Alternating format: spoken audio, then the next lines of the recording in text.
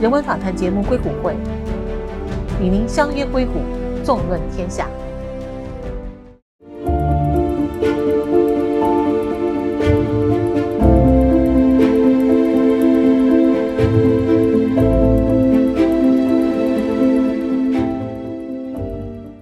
10月26号这天下午呢，我在硅谷再次见到了德州众议员金务，他的中文名字叫吴元之。他是德州第137选区的州众议员。在大选之前一个星期，他来到硅谷呢，是做了一场关于公民参政的讲座。讲座的题目是坐上餐桌，还是被写上菜单。这是一句对英文俗语的翻译 If you are not on the table, you are on the menu。 一个德州的众议员为什么要来到加州硅谷做这样一场演讲呢？下面是我对他的采访。Gene， 欢迎来到硅谷。我上次见到你还是在华盛顿特区举行的全美华人大会上，那是今年6月底的时候。你在大选之前为什么要到硅谷来呢？ So I came here on my own, with my own money and on my own time. I'm supposed to be other places campaigning. Silicon Valley is important. Not just because there's a big Chinese community here, but this is an influential, important Chinese community. This is a Chinese community that other Chinese communities listen to. We need you to be some of the first to stand up and speak up and say, there's a problem. Something's wrong. There's a fire. We need to go put it out while it's small and not wait till it gets big. 我第一次采访金务是在今年6月底，在华盛顿特区举行的全美华人大会上。金务是一位移民，他1978年出生于广州，后来一家人移民到美国后，从俄勒冈州又搬到了 Texas 州的 Houston。金务在休斯敦的唐人街街区长大，他在德州上大学，读研究生，上法学院，后来毕业后当了检察官。从2012年开始，他竞选公职，2013年当选了州众议员，连任到今天。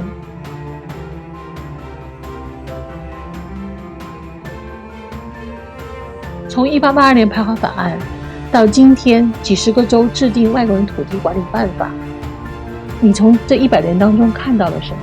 The easy history is that this country has been passing laws against Chinese people and against Japanese people for almost 200 years. That this is not a recent change, and what we have to understand is that this is actually the nature of the community. The nature of the nation is to pass laws against the community. Just because most of us are recent immigrants and just did not experience it in the past does not mean it didn't happen.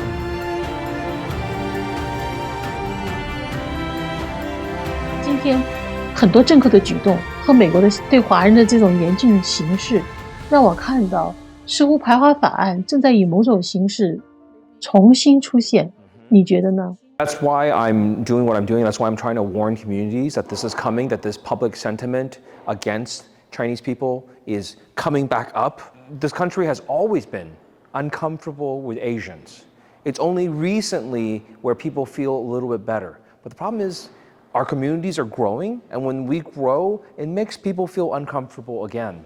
And so if we do not speak up, if we do not say, hey, those anti-Asian, anti-Chinese kind of thoughts that you have, those ideas, those are wrong. They're racist. If you applied those thoughts to any other group, people will call you a racist. But somehow, because we're Chinese, we just keep quiet, we don't say anything, so things get worse. A group of elected officials and people of different ethnic backgrounds gathered at the Torch of Friendship in Miami today. They were protesting Senate Bill 264, which went into law back in July. The law limits the ability of people 23年12月16日，200多人在德州迈阿密举行集会，抗议反华法案 SB 264和 SB 846。那天迈阿密风雨交加，Gene在发言中显得非常的愤怒。为什么这些提案让你这么愤怒，让你觉得历史不能重演？ So that was in Miami in protest of Florida passing the anti-Chinese laws. Laws saying that Chinese people cannot buy property, cannot own a home, cannot buy commercial property, cannot own farmland. And if realtors sell to them, then the realtors go to prison, right? And we said, like, that's It is exactly the same kind of laws we were fighting in Texas in SB 147, except that we defeated it in Texas, but Florida passed theirs. And we're opposing it. And this law that they passed says, it basically labels every Chinese person in this country as a spy. Because they say we cannot sell to any Chinese people, green card holders or visa holders. Right? Even people who are permanent residents, that America is their permanent home. They say, nope, you can't sell to them. And it's not just the fact that those people cannot buy property. It's that it sends a message, just like the laws in the past. Every single time a state passes one of those laws, it sends a message to the whole world. The Chinese people are different. They don't need the same kind of rights that we have. They don't deserve the same kind of protections. We can treat them differently. So we keep passing those laws more and more. The people will, when the time comes and they want to pass a law that says, let's have a second Chinese Exclusion Act. Let's have a second internment camps. And just like before World War II, this idea that these communities, that all of these people, every single person could be a spy. That same thinking is now coming back, but it's now being applied to Chinese instead of Japanese. 1941, the Empire of Japan launched an attack on the U.S. naval base at Pearl Harbor. In the following months, hundreds of thousands of Japanese Americans were rounded up and sent to internment camps under suspicion of disloyalty to the United States. But the feelings that paved the road to internment began long before the attack. For more than 80 years, Asian immigrants were viewed as economic threats, spurring various laws that effectively banned them from the country. So that when something happens, people will say, well, it's time to start rounding them up. People will say, okay, we pass all these laws against them and we reduce their rights. They don't have they're not really Americans. It's okay. Gene 的这番话让我想起一个人，他是3年前我在犹他州盐湖城采访过的一位老人，叫雷蒙·乌诺。他其实是犹他州历史上第一位少数族裔的法官。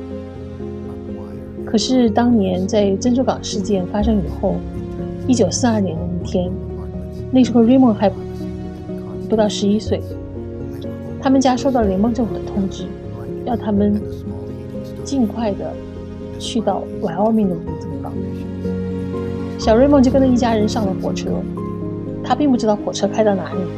等他们到达终点的时候，发现那是Wyoming的一个荒原中的一个地方，那个地方叫 Hot Mountain。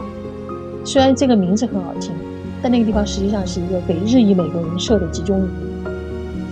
Raymond 和他一家人就在那个集中营里生活。9个月以后，他的父亲去世了。他的父亲曾经还是在1战的时候为美国上过欧洲战场。Raymond 在这个集中营里生活了3年。他被放出来的时候，到处打短工，养家糊口。I needed a job because I had no income. I found myself out in the middle of Nevada desert working on the railroad. They paid us 87 cents an hour. If we do not act now, by the time people feel like they need to act, it will be too late.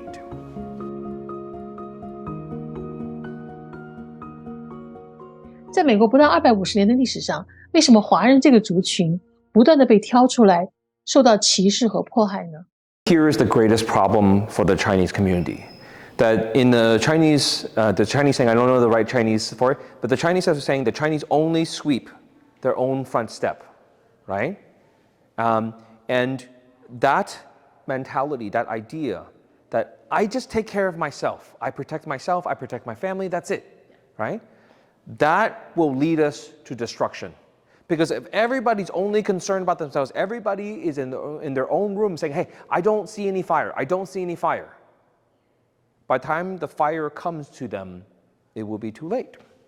In America, we have this thing called the myth of the model minority, right? And we don't get angry, we don't protest, we don't get mad when people make fun of us, we don't get upset when people punch us. All Americans get upset when you insult them, when you discriminate against their community. They fight back. They protest, they yell, they scream. That's what Americans behave like. We don't act like Americans. We only pretend to be Americans. And that creates a real danger for the future.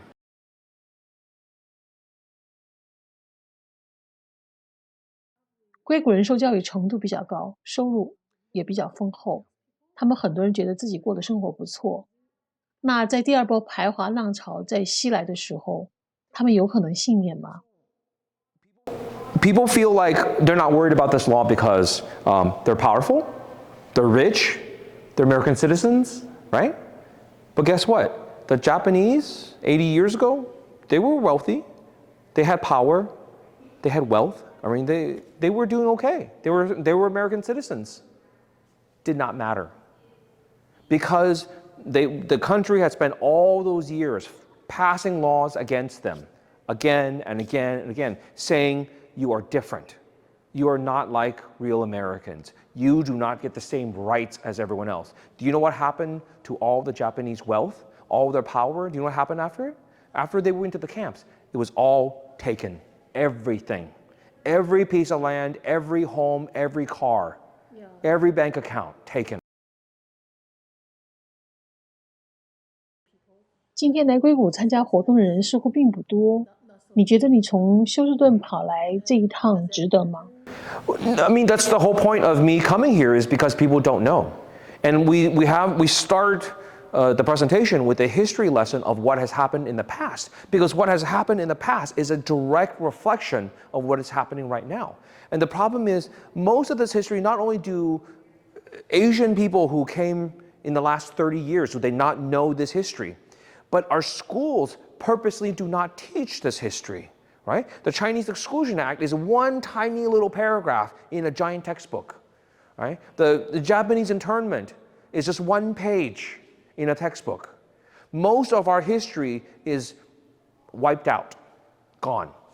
Nobody recorded it, nobody thought it was important, and most of our history is lost. And that's a real shame because our people did a lot, and our people suffered a lot. And we need to remember their suffering because we don't want to repeat it, right? And I'm not fighting for myself. I'm fighting for our community, but most importantly, I'm fighting for my boys. I have 2 boys, 11 and 8 right now. Right? I want one of them to be president. 我听你多次说起你的2个儿子，所以你担心排华的历史会重新出现在年轻一代身上，是吗？ The most basic things, especially right now in this election cycle, I do not want a future for my children that is worse than what I had. My children should grow up with more rights, not less, right? And I want my children to feel more safe than I felt, not less. And right now we're heading to a future where Chinese American children growing up today may face a worse future.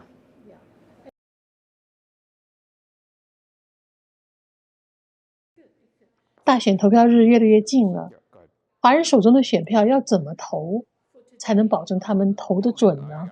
I don't tell people who to vote for. I just tell them the reality of what's going on. I actually don't care who you vote for as long as you vote. Because we can disaggregate and we can separate out Chinese Americans, Asian Americans who vote.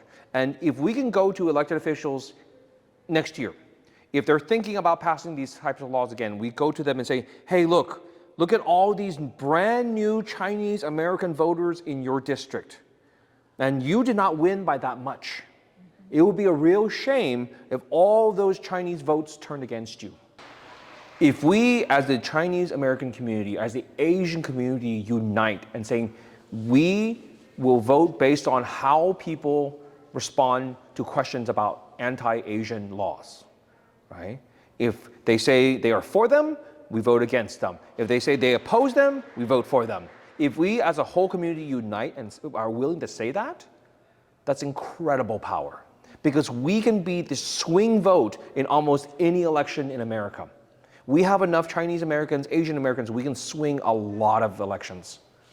Because most of the states, most of the elections around here, Democrat, Republican, the margin is few percentage points. 在这样一场事关美国和华裔社区未来命运的大选当中，你对美国华裔社区有什么期待吗？ We want to talk to everyone. So we're talking to people in small Asian communities that are brand new, they're just moved over. We're talking to people who have established, people who have money, people who have no money. We want to talk to everybody. This is going to take the effort of everyone in the entire community. The whole community needs to come forward for the first time. We need to go to Washington, D.C. We need to go to our state capitals and demand our rights, demand respect. All right. The Chinese community always has this idea, this is the model minority idea. If I just work hard, then I will get respect, I will get my reward. But we tell them, no, in America, you have to fight for your rights. Money does not guarantee you anything. If you want rights, you want power, you have to fight for it. What I want to tell the Chinese community is this: do something. Don't wait. Get organized. If all you can do is just tell your families, tell your friends, this is going on, we have to do something. I can't do anything, but maybe you can. But if you want to do more, help us write letters, help us write emails, help us send messages, make phone calls to legislators. If you are feeling more ambitious, we want to go march on Washington, D.C. next year and demand that Congress pass a law that overrides all of the state's anti-Asian laws and says, no, no, no, no. You do not get to have 50 different immigration policies in 50 different states, and you may not discriminate against people based on where they came from. Gene, 我非常感谢你接受我的采访，也希望你的观点能够被更多人知道。同时，我也希望我们的华裔社区能够从这样一次大选当中，能够看清他们所做的选择，能够对得起历史。